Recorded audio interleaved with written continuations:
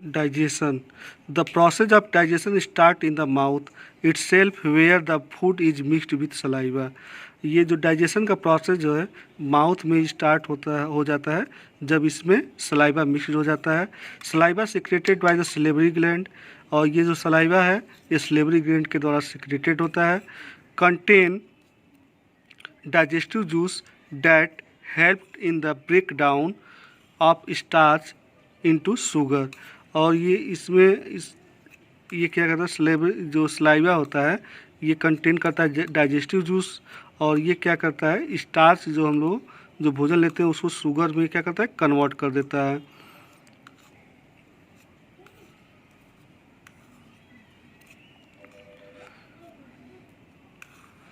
The food passes from the mouth into a long tube called the esophagus, also called food pipe।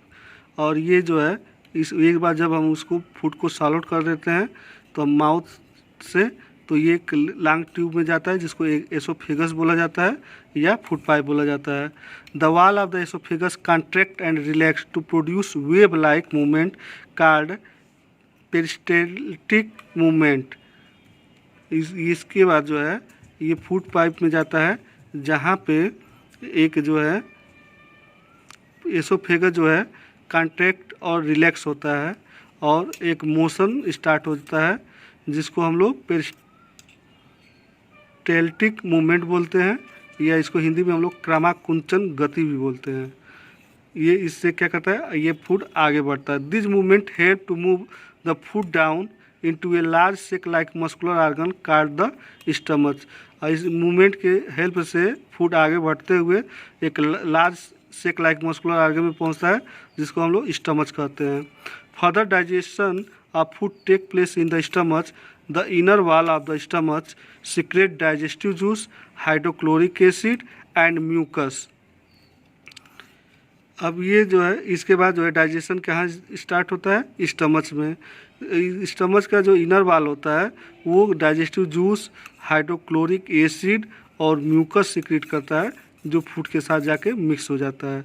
The digestive juice help in break down of protein into simpler form. और ये digestive juice होता है ये protein को simpler farm में break कर देता है। The hydrochloric acid kills microorganisms and provide an acid medium for effective digestion। और जो हाइड्रोक्लोरिक एसिड होता है जो भी हम लोग फूड लेते हैं अगर उसमें कोई माइक्रो ऑर्गेनिज्म जैसे बैक्टीरिया वगैरह हो, प्रोटोजोआ वगैरह हो तो उसको किल कर देता है और एक इफेक्टिव डाइजेशन मीडियम बनाता है जो एसिडिक मीडियम होता है। From the stomach the semi digested food called the chyme passes into the small intestine. Further digestion of food takes place in the small intestine where the secretion of the liver and pancreas are released। और इसके बाद जो stomach के पहुंचने के बाद semi digested जो food होता है जिसको हम लोग काइम कहते हैं वो स्मॉल इंटेस्टाइन में जाता है और इसका फर्दर यहाँ पे डाइजेशन होता है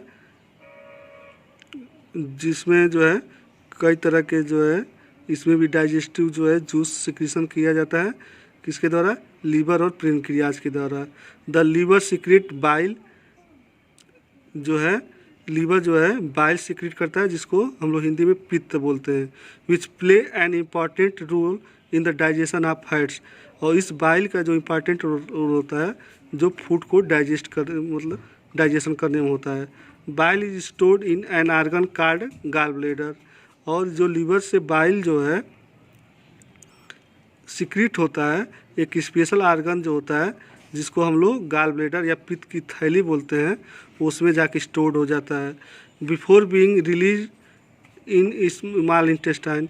स्मॉल इंटेस्टाइन में रिलीज होने के पहले लीवर के द्वारा जो सीक्रेट किया जाता है बाइल वो गॉल ब्लैडर में स्टोर होता है उसके बाद वो स्मॉल इंटेस्टाइन में जाता है।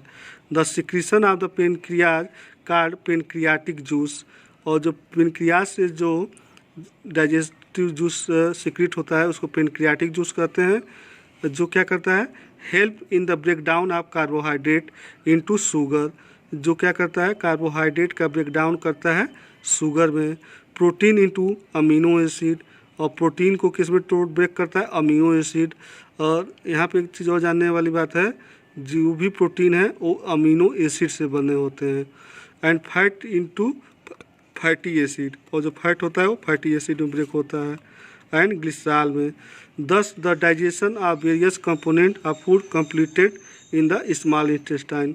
और डाइजेशन का जो वेरियस कंपोनेंट है, जो पार्ट है, वो जो है कंप्लीट हो जाता है स्मॉल इंटेस्टाइन में।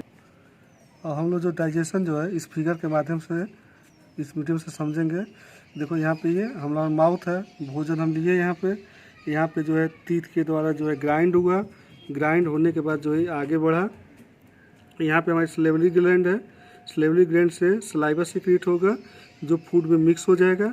फिर जो है यहाँ से आगे आएगा, जो ये लॉन्ग ट्यूब लाइक स्ट्रक्चर है, इसको हम लोग एसोफेगस बोलते हैं या इसी को फूड पाइप बोलते हैं। ये यहाँ से भोजन आएगा और यहाँ से फूड और आएगा कहाँ पे, स्टमच में, जहाँ पे आपने अभी पढ़ा यहाँ पे डाइजेस्टिव जूस और कहते हैं हाइड्रोक्लोरिक एसिड, म्यूकस वगैरह इससे मिक्स हो जाएगा। और यहाँ से जब ये आगे बढ़ेगा तो आएगा ये आपके जो है, और यहाँ पे यानी कि स्मॉल, इसको देखो जो ये लंबा वाला स्ट्रक्चर है इसको जो है लार्ज इंटेस्टाइन बोला जाता है, और ये जो है उल्टा होता है ये, और ये स्ट्रक्चर छोटा होता है लेकिन इसको हम लोग लार्ज इंटेस्टाइन बोलते हैं। वन नॉट कन्फ्यूज, ये जो बड़े वाला स्ट्रक्चर होता है इंटेस्टाइन, जो बड़ा मतलब इंटेस्टाइन होता है, इसको हम लोग स्मॉल इंटेस्टाइन बोलते हैं, और जो स्ट्रक्चर में स्मॉल होता है उसको हम लोग लार्ज इंटेस्टाइन बोलते हैं। जब ये फूड जो है स्मॉल इंटेस्टाइन में आता है तो यहाँ से लीवर के द्वारा जो है ये कहते हैं कि बाइल सिक्रीट होता है, और आके यहाँ पे ये गाल ब्लेडर है या पित्त की थैली है, यहाँ पे बाइल क्या होता है, स्टोर्ड हो जाता है। तो जैसे ही भोजन आएगा यहाँ से क्या होगा, गाल ब्लेडर से बाइल यहाँ पे सिक्रीट हो जाएगा, और ये पेनक्रियाज है, यहाँ से पेनक्रियाटिक जूस सिक्रीट हो जाएगा, और ये आएगा यहाँ पे कहाँ पे, स्मॉल इंटेस्टाइन में। और स्मॉल इंटेस्टाइन में एक फिंगर लाइक प्रोजेक्शन होता है जिसको हम लोग विलाई बोलते हैं, उसके द्वारा जो है जो भी न्यूट्रिएंट है उसको क्या कहते हैं, एब्जॉर्ब कर लिया जाता है। और उसके बाद ये भोजन जो है, ये जो हम लोग का फूड है आगे बढ़ेगा और ये आपके लार्ज इंटेस्टाइन में आएगा, और लार्ज इंटेस्टाइन में जो है, लार्ज इंटेस्टाइन में ये आपका जो है रेक्टम, रेक्टम में यहाँ पे क्या होता है, जो अनडाइजेस्टेड फूड होता है स्टोर्ड होता है, और उसके बाद एनस से बाहर आ जाता है। अब हम पढ़ेंगे absorption. Absorption. Event tough digestion continuous in the small intestine. The main job of the small intestine is to absorb the nutrient obtained as a result of digestion. The lining of the small intestine has a finger-like projection called villi. Singular इसको अगर एक मतलब structure को देखा जाए तो villous बोला जाता है। The increase the surface area of the lining. This make absorption more efficient. Each villus has a network of fine blood vessels. Nutrients are absorbed into the blood present in these fine blood vessels. The chyme now passes into the large intestine where water and mineral are absorbed.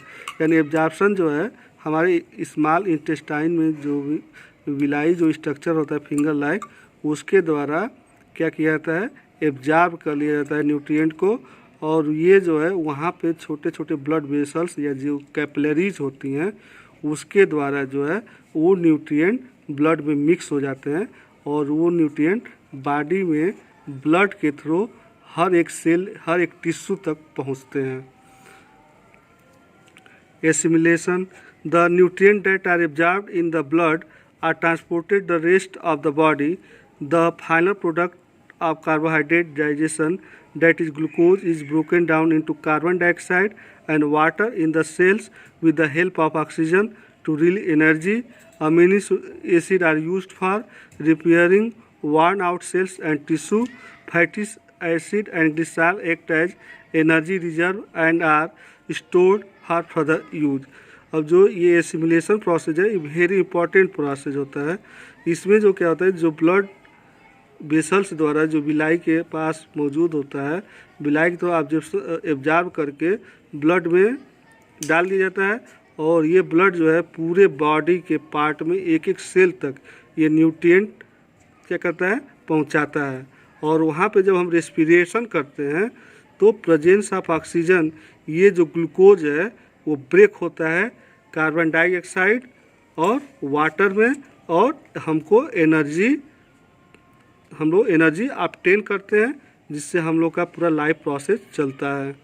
और ये amino acid जो होता है इसका जो है use जो है होता है हम लोग के जो है बॉडी का जो भी डिफेक्टिव पार्ट या सेल्स जो डैमेज हो रहे होते हैं उसको क्या करने के लिए, रिपेयरिंग करने के लिए।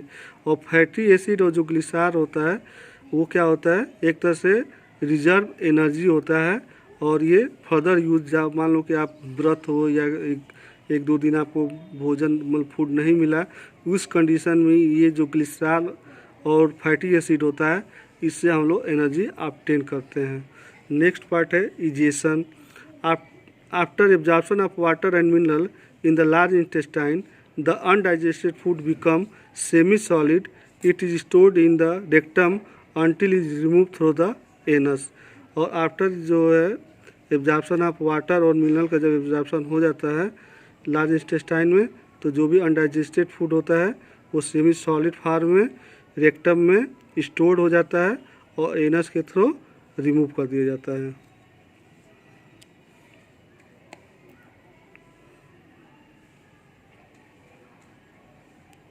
डायरिया क्या होता है? Sometimes consumption of dirty food or unclean water can result in a condition called diarrhea.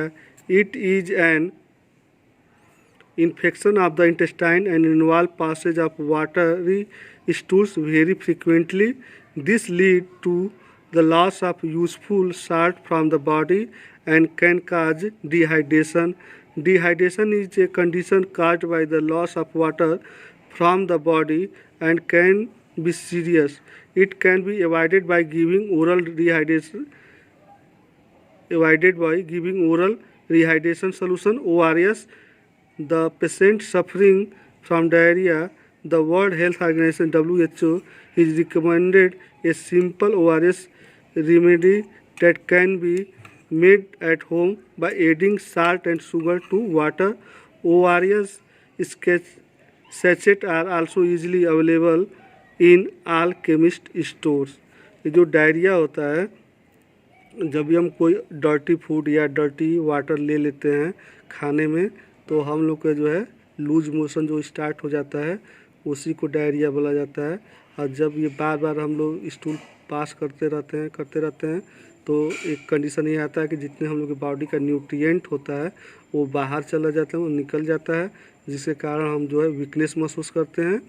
और अगर ये कभी कंडीशन आए तो ORS का सैचेट जो है मेडिकल स्टोर पे उपलब्ध है, वहाँ से ले लेना चाहिए।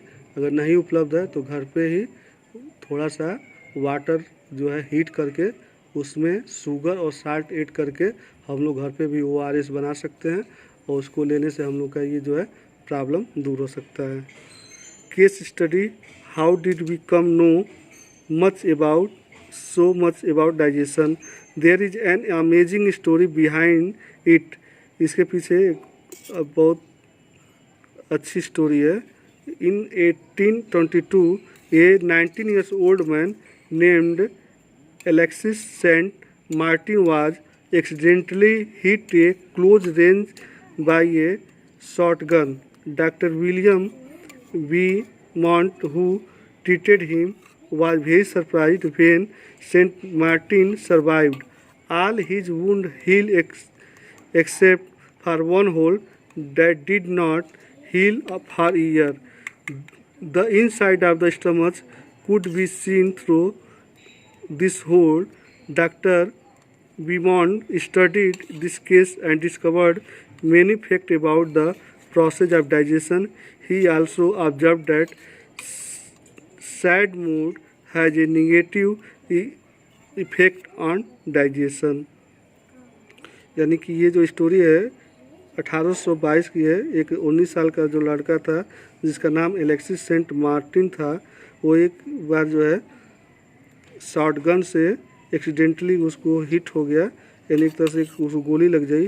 और डॉक्टर विलियम वीमॉन्ट जो थे, जो उसको ट्रीट कर रहे थे, वो बहुत सरप्राइज्ड हुए कि जिसमें जो है सेंट मार्टिन जो है, जो उसके वुंड था वो काफ़ी हील हो गया, लेकिन उसके एक जो एक्सेप्शन के तौर पे एक होल जो है हील नहीं हो पाया। और ये जो होल था इनसाइड द स्टमच, इस होल के द्वारा स्टमच में हम लोग वो देख सकते थे। डॉक्टर वीमॉन्ट जो है इस केस को स्टडी किए और बहुत सारे फैक्ट जो है डाइजेशन के प्रोसेस को लेके उन्होंने इस पे स्टडी किया और बहुत कुछ बताया कि हम लोग का जो भी डाइजेशन है कैसे होता है, क्यों होता है, किस तरह होता है।